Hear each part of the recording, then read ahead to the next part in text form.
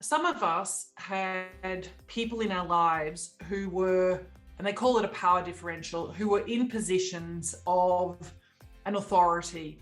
We either loved them because they were somebody who took care of us, or we respected them, or we were in situations where there was an intensity of emotion. Now, that could have been like the volume way up on either rage or indeed lots of other emotions. So we as human beings, we pay attention to and we make decisions when we're in heightened states. And those heightened states can actually be influenced by people who are in authority, or people who we respect and admire, and people for whom we rely upon for our survival needs. I'm sure you all know this. So we sometimes take on beliefs about life or about ourselves, or about our futures when we're in these situations where there's this particular influence. So some of us had role models who were angry, and they were either angry about the way that life wasn't working out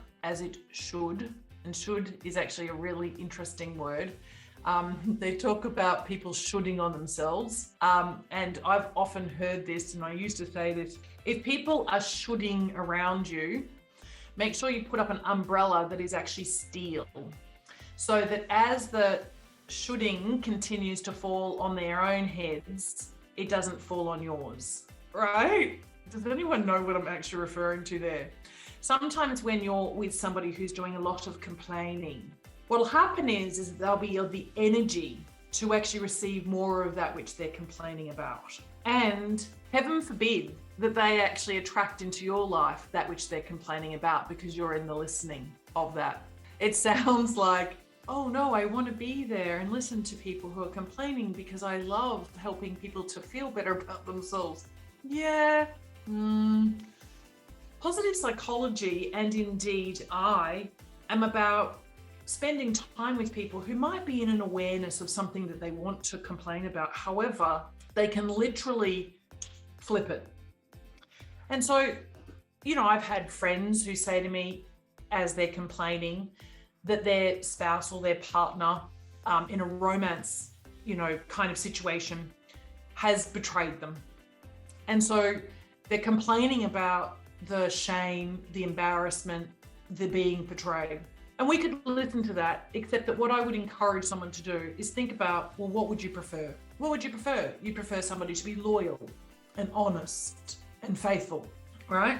And so what's the opposite of being angry? So there is actually some research that suggests that 15 minutes of anger is the equivalent of smoking a packet of cigarettes a day, for the acidity that is created, or the chemical cocktail that's created inside your body, and the impact of that and what it does to your organs and your systems. And there is actually a lot of medical research that has been published around the impact of significant emotions felt intensively for periods of time.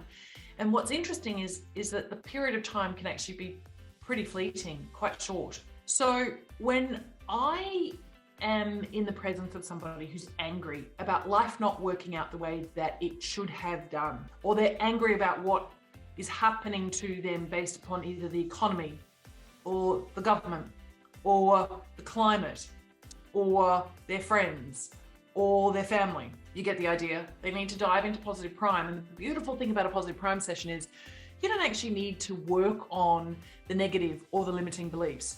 You literally just, it's like find and replace. Who knows that functionality? You just find and replace. So you find yourself feeling this energy, and then you just replace it. And all you need to do is press play.